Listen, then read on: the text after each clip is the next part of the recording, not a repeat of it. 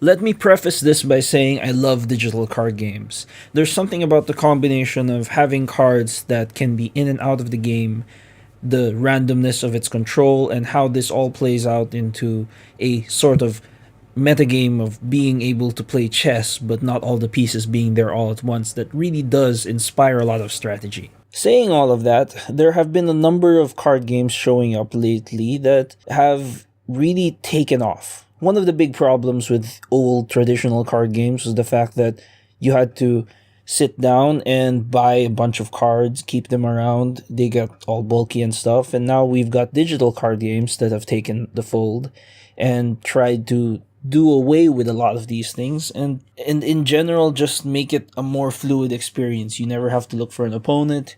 There's always a matchmaking system. The cards are all digital, and if they need to nerf something, it's quite easy. There's a number of different things that they can do that are quite simple and very effective. All of that being said, the number of them and the fact that they're all free to play means that they usually take a large amount of time investment to get anywhere good at. In that sense, you're going to have to pick and choose which one you like. And I'm a firm believer that just because the theme is something you like, just because Hearthstone has the amazing cast of their Blizzard titles, Elder Scrolls is for those who love the Elder Scrolls series, and so on and so forth. It is a good reason, but I think the better reason would be to pick the game that you enjoy the most, because Hearthstone reminds people a lot of Magic, and so on and so forth. You're going to have to outweigh all of these things, and one of the things that I think most people tend to avoid because it gets too mathy is the fact that all of these are free to play. Now, free to play can be a good thing and a bad thing. In this case, it does mean that you're going to have to think very closely about how you're going to spend money since they offer the game for free.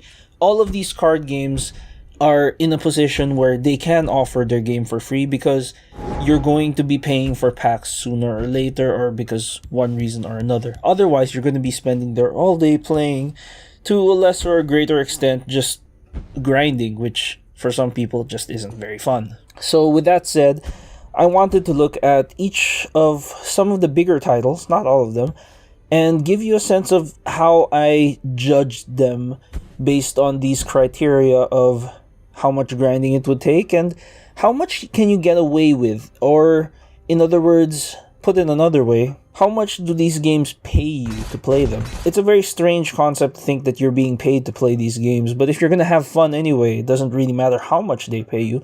I think it's still nice to know how much they pay you in comparison to if you had just paid for the packs yourself. So the criteria I'm going to look over will involve a number of different things that give you an idea of how these stores operate and how the games play out. I'm not going to go over into too much detail because they do offer their own differences in how they operate things.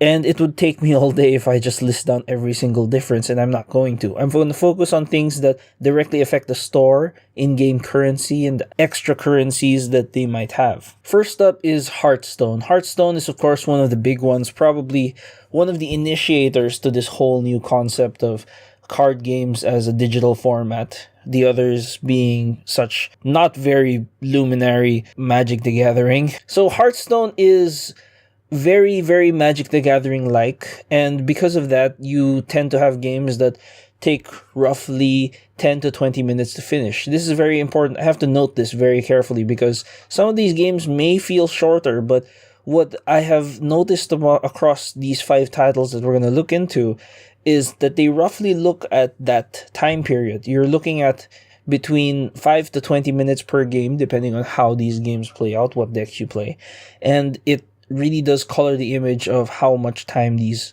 things are going to take. The first criteria I want to look into is money per win. In other words, how much money do you get on your first win?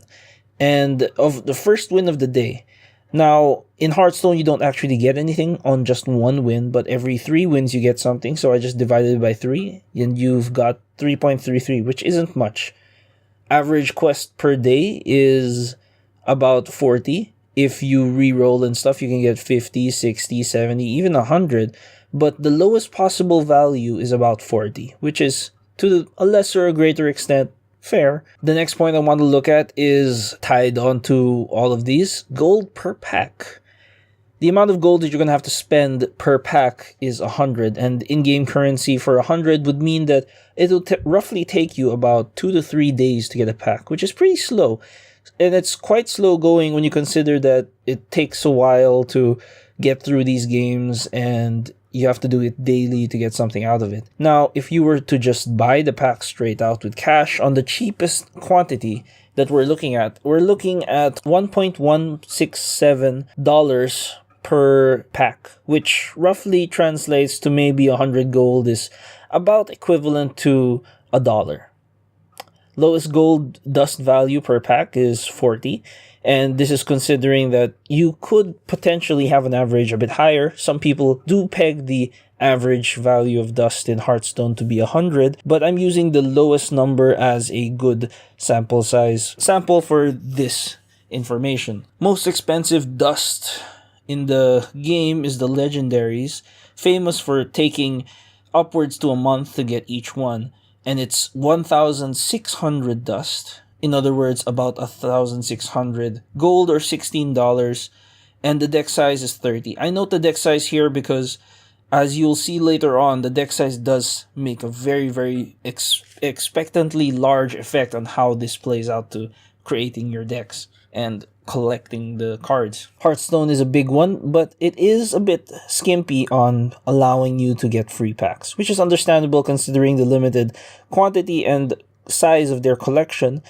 And this is further expounded upon because you've only got a deck of 30, so each card actually does matter, since in most games you'll see most of your deck, which is a good thing. Moving down, Elder Scrolls Legends. Elder Scrolls Legends was a game that I was very hesitant to get into because I wasn't really into the Elder Scrolls saga, and it didn't change my minds, but it did do a lot of good things. It did do a lot of interesting things, and it really does show that having just a simple field can be expounded upon to have multiple steps, much like some other card games. And it takes this to another level by having one side be the normal side and the other side being the Shadow Realm or whatever. It does make a lot of changes to the formula, but it is much closer to Magic the Gathering compared to Hearthstone in my understanding. There is a lot more different than one might see on the surface, but it does try to simplify things a great deal. And I think the idea of the prophecy system and the damage ticks really do help balance the game out very well. Going down to my criteria, money per win on the first win is 8.88 gold, a little bit higher than what you'd probably be expecting, but that's okay because these games do tend to take a little bit longer than the average, and that's just what happens. You end up with maybe I would expect much closer to the same money per win of all the other titles. Average quest per day will run you 40. Now, the big problem with Elder Scrolls Online is, unlike some of these other games, it will take you a couple of games to get through a single quest. It isn't the case where a quest can easily be accomplished in a single game, and it will often take you 3 to 5 games to get anything done. They often don't involve winning, but it is still an issue. Gold per pack is the same. You will notice a trend here. I don't know if Hearthstone started it, but it seems that way, that the gold per pack is 100. Now, this does mean that you do run into the situation where you are very, very close to the pack per day ratios of Hearthstone, and it does color the reasoning. And this is expounded upon further by the fact that the dollar value per pack is exactly the same, and it really does show that maybe they took some inspiration, but I think they really lost it there. The lowest dust value per pack is 45, and this is very interesting because when you look at the most expensive dust at 1,200, you kind of get the feel that the packs do involve lower the cost and expectations and increase the viability of legendary cards. But then when you go down to the last value, the deck size, you start to notice something strange. You're lowering the most expensive costed card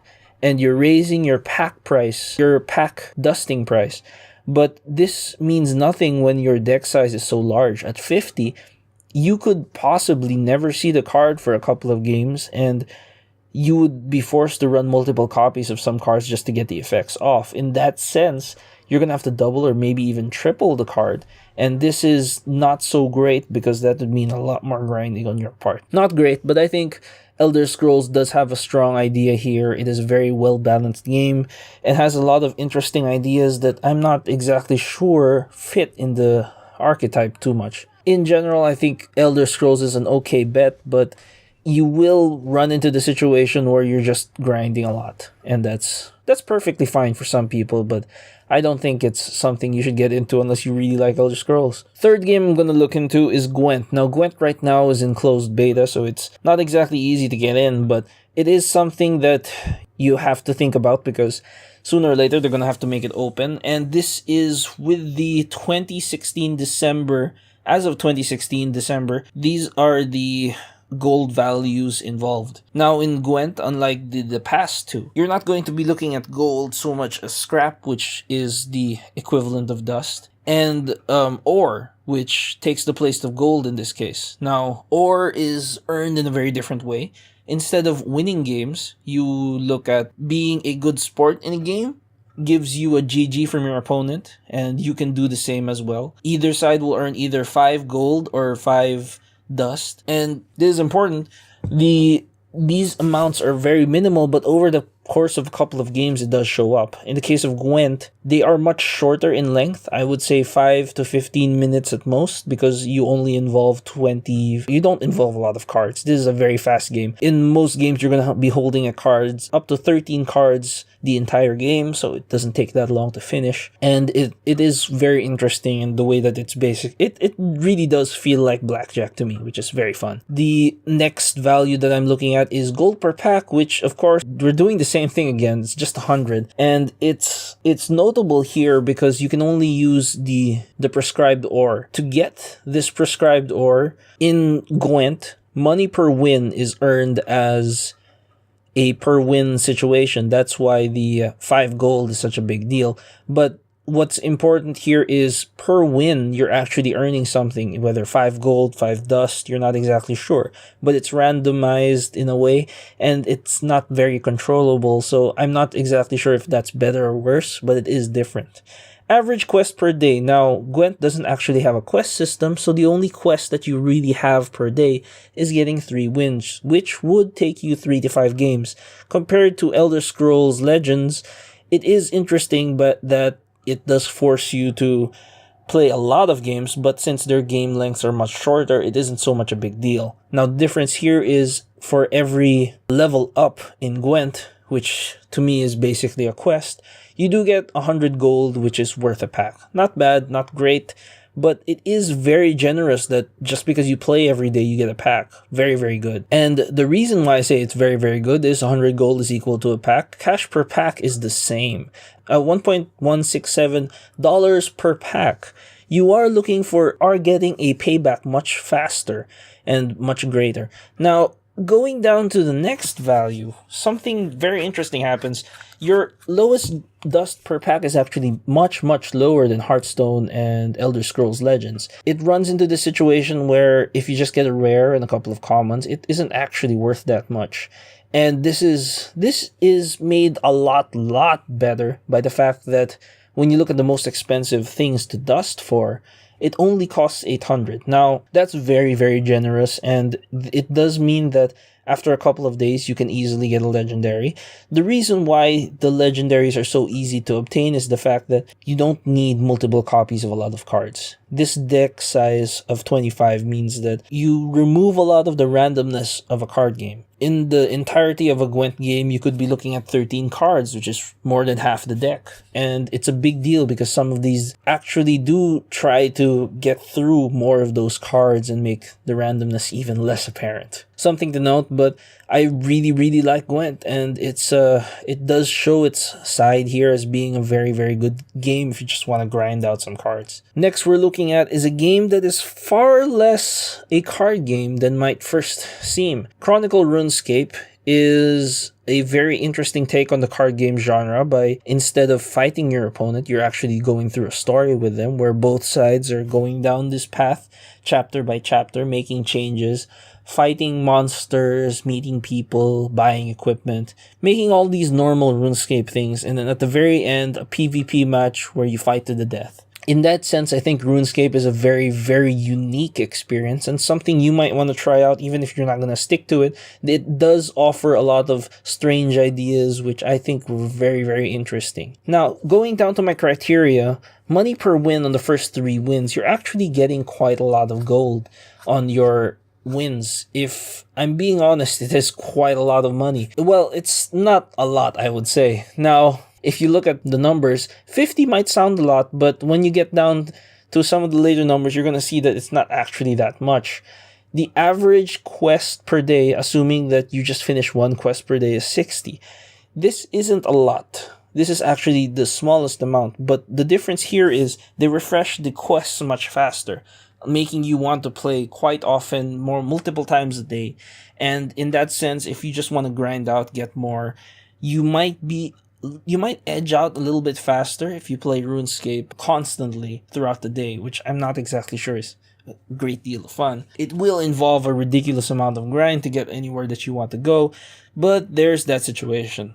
Gold per pack is 1,000. Now here is where things change and show its head. The game actually uses, if you were to give it an analogy to the other games, it does multiply it by 10 to get anything done.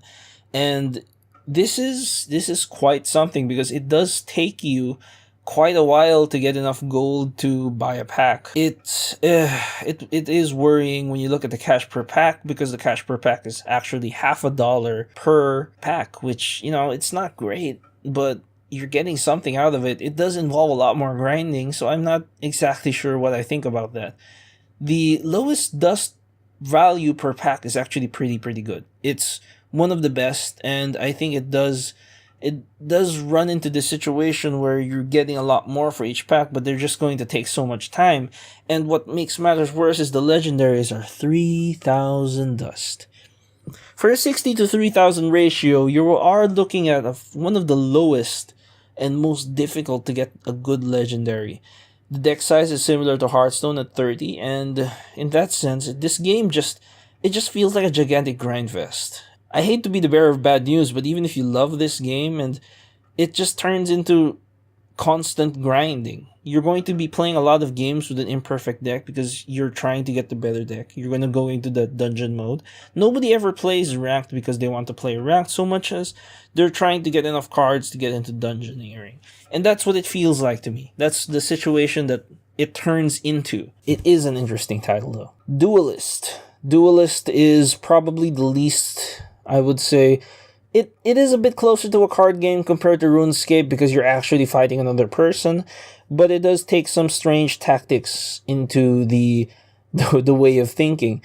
In Duelyst, you take the role of a captain of one of these 6 factions fighting over the land, and they all have their own strange skills, spells, minions, and they fight over this strangely sized 5x9 grid in a game of essentially Final Fantasy Tactics.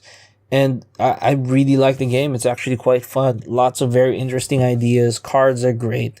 Amazing effects do go off. Sometimes you're going to have to read a lot of the stuff because a number of minions can show up quite a lot. And it does get very confusing, but it is pretty fun. Money per win. Now, on the first win of the day, you will always get a 20. For every 3 consecutive wins, you do get 15 gold. So what this turns into is a rough money per win of about 25. Now, 25 is a generous amount, quite generous, but it does run into the situation where you're going to have to be looking at your quests because it is still quite limiting. Now, average quest per day is a bit strange because they refresh much faster than most of these and more comparable to RuneScape. Every 12 hours, you actually get, if I understand correctly, about 2 quests. It's very, very strange that they do this. To expand on this, they tend to give you more quest slots because sometimes quests from game developers for additional bonuses or fun stuff or training stuff because you're just starting into the game, fill up these slots quite quickly.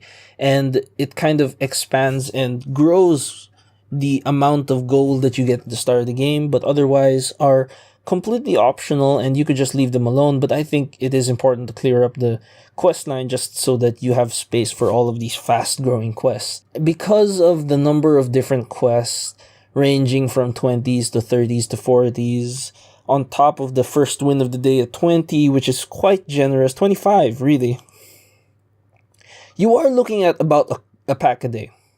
At 100 gold per pack, it is a very generous offer.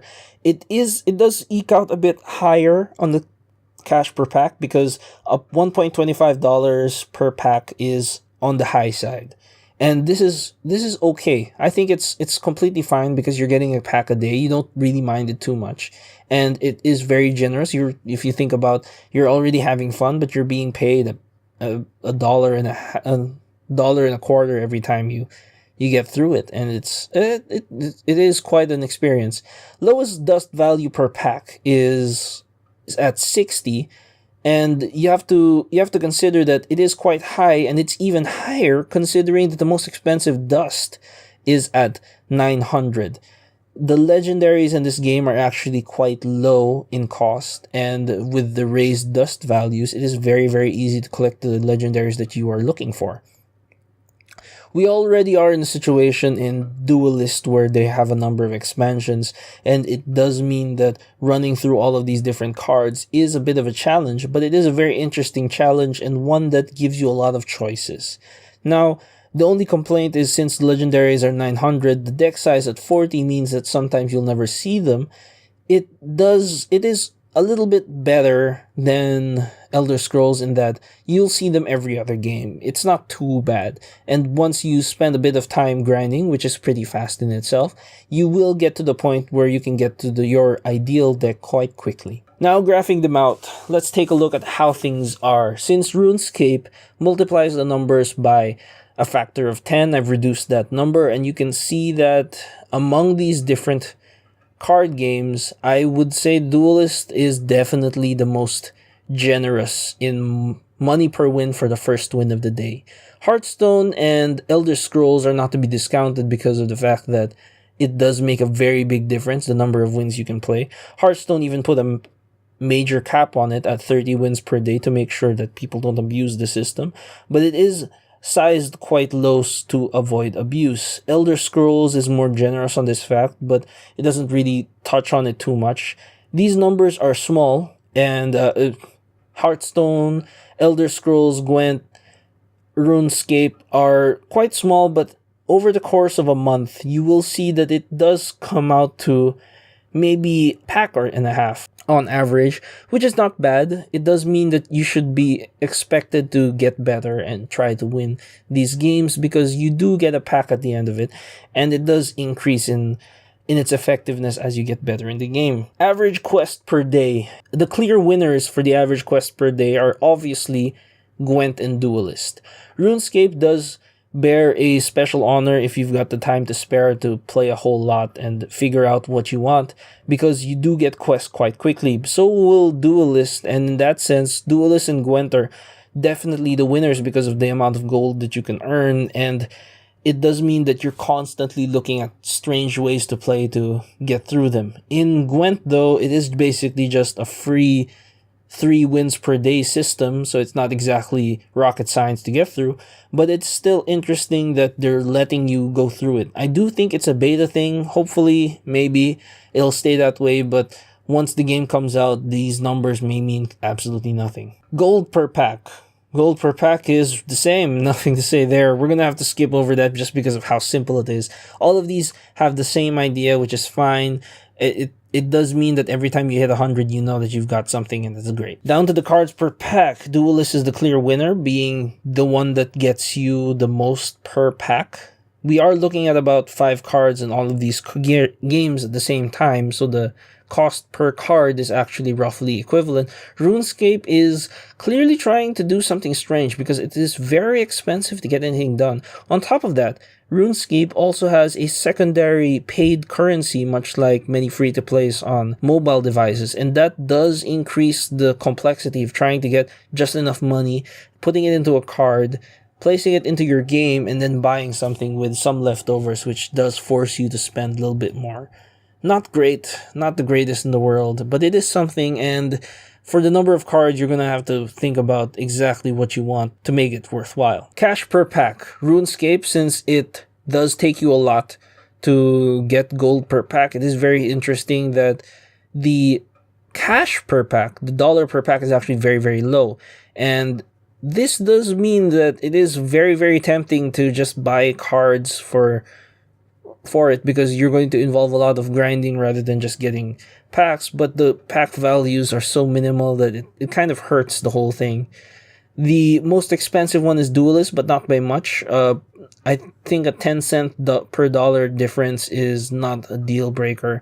And honestly, for the amount of stuff you're getting per pack in Duelyst, it doesn't really matter too much. One of the big concerns, of course, is the expansions of Hearthstone and Duelyst does mean that it divides the quality based on which ones you need.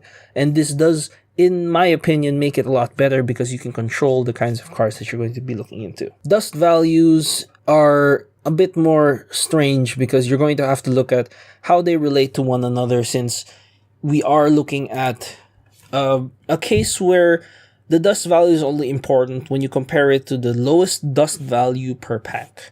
This is an important number to consider since they often have to be in conjunction. So I'm going to divide the two.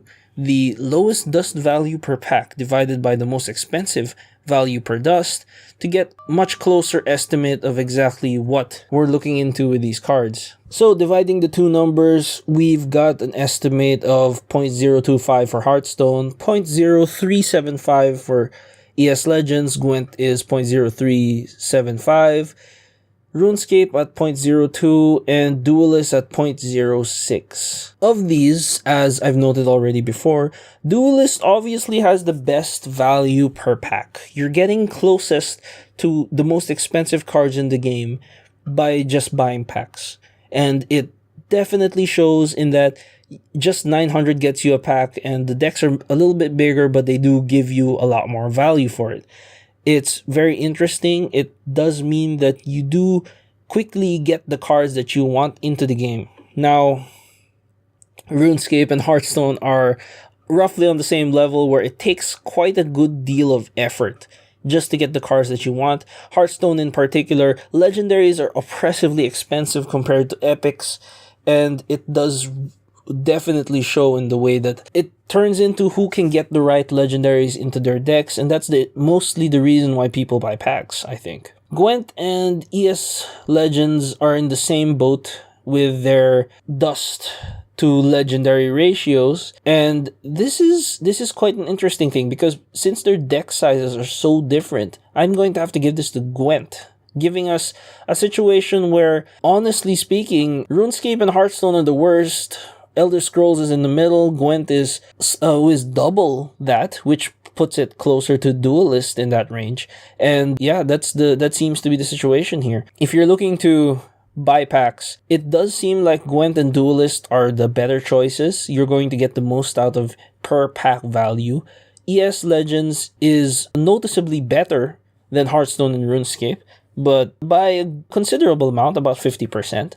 And Hearthstone and RuneScape will have you scratching your head and buying large numbers of packs. Now I understand why it takes some of these streamers, some of these players who play on YouTube, hundreds of packs just to get into the complete collection, because it's just crazy. And on top of that, some of these do involve cards that have glittery effects, golden cards, and those cost maybe double, maybe triple the amount. And it just shows that if you're trying to bling out and complete a collection, it's going to cost you quite a pretty penny. Anyway, that's all of the numbers in place, and really does show you that all of these card games have their own strange ideas, and one of the things that is often forgotten is how that plays into how much money you're willing to spend into it. Most people would be spending for $60, $30, $10 games online nowadays, And having a card game is actually a very expensive venture because of it. Now, on the plus side, because it is a card game, they do let you grind out and learn more about the game. This does keep you invested and possibly buy later on, but it does mean that they are offering you stuff. These numbers do show off that they're going to be giving you different amounts, and I think in this case, Gwent and Duelyst have done the best job out of them. Elder Scrolls Legend does an okay job, and RuneScape and Hearthstone are one of the lowest, which is pretty sad. I personally love some of these games, and that's the point I'm trying to drive at. Don't let these numbers misguide you. I love a lot of the ideas that come out of these 5 games. Hearthstone has their interesting mechanics, nice lore that puts it all together from the World of Warcraft, every amazing character, and tries to new spin on all of these ideas. Elder Scrolls Legends has multiple lanes that play off one another, strange effects, rune timings, and all of these things that make it a very interesting experience to control the amount of attack and when you play cards. Limiting it to 4 units per side was an ingenious idea. Gwent is a very complicated game of blackjack, and the number of things that you have to think about in a poker hand do show up, including the special effects, the ways things go out. There's very little randomness because of the control that you have over those 25 cards. Is absolutely amazing. Every single card matters. Great game. RuneScape experiments with the ideas of a card game. I do understand the complaints that it does feel like a single player game a lot of the time and doesn't really show off what a card game can do, but it does put things in an interesting perspective. I think the dungeon mode is one of the greatest around, and does mean that the game does lend itself to long journeys of great titles, and it does mean that you have all these amazing stuff going around that it kind of all comes together to it feels like a mishmash, but when it comes together, it does feel like a complete product, which is amazing to me. Duelyst, I've been having a lot of fun with recently as I've only started. It teaches you things very quickly, very rapidly, teaches you how to use your spells properly. Positioning is key. It is great, especially since I love the tactics titles, and does teach you how to reevaluate how you go about things. No single card in that game is overpowered just because of how easy it is to remove things with spells.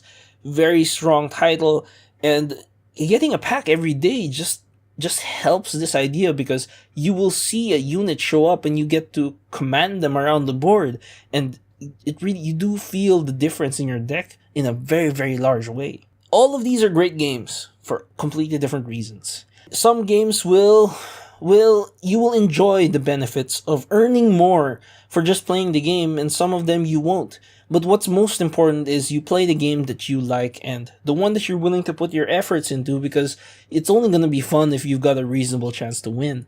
Now, it means that you're going to have to think about, I don't want you to think about how to be competitive so much as play the game that you think is fun. That's completely subjective. You're going to have to look into that yourself. I'm just giving you the numbers that show off how much you're going to be possibly spending per pack, how much you're going to be earning per pack in your collection, and how much time it'll take. I think that's the big thing. Anyway, I hope those ramblings gave you some ideas for what card game to aim for.